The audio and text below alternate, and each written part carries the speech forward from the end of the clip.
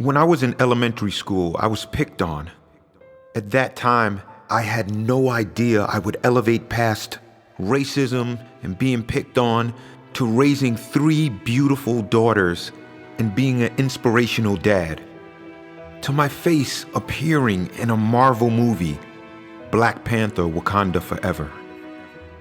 And even years before that, I didn't yet know that after one of the worst recessions in history, I'd be blessed enough to teach myself how to code and design apps, and then teach that skill to others so they can mentor others to do the same and add millions in revenue for some of the biggest companies in the world.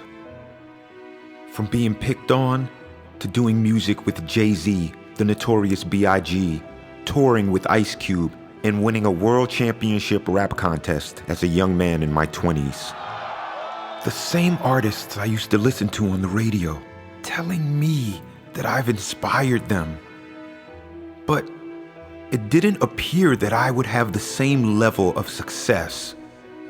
God, he told me if that type of success happened for me in music, I wouldn't be accessible enough for those who truly need me. For 17 years, I struggled with times where I thought of myself as an underachiever in music, even though I won a world championship. But all along for those 17 years, to a very humbling surprise, I was becoming an iconic theme song voice of the highest grossing anime franchise of all time, One Piece. While I was doing my best to be a good father, I was also pioneering the combination of anime and hip-hop for millions. It's amazing how, when you're focused on one thing that you are convinced you're supposed to do, how other things are happening and your history is being written, but you don't yet realize it. I remember speaking at one event and bringing a father to tears because he was so happy that I was able to share my experience with him so that he can do the same with his children. But truth be told, I actually didn't grow up with my father in my life. I can count on one hand how many times I saw him. But this will not define me. Personal experiences and growth were giving me unprecedented life experiences. Working on projects like The Matrix, ending up at Tyler Perry Studios doing post-production sound for his Meet the Browns and House of Pain. Not in my wildest dreams would I know I would one day coach Will Ferrell doing voiceovers for HBO and work with Will Arnett, Rosie Perez, and many other celebrities. But I learned I have to trust the process. Where did this determination of mastery come from?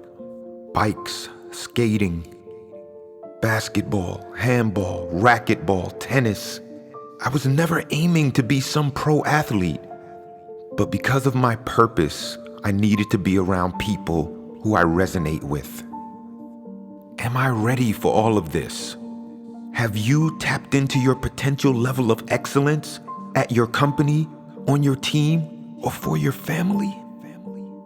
Over the years, I'd be out with friends, and most times I wouldn't even bother to tell people my story, because the best value I can bring to the table is to show by action and inspire people to tap into their personal greatness, to be that proof of concept of how to maintain it and allow it to be contagious so it elevates anyone around you, any company, event, or responsibility you are a part of. I am driven. I am focused. I'm paying attention to details that most don't. I am so grateful. I am Shawn Conrad.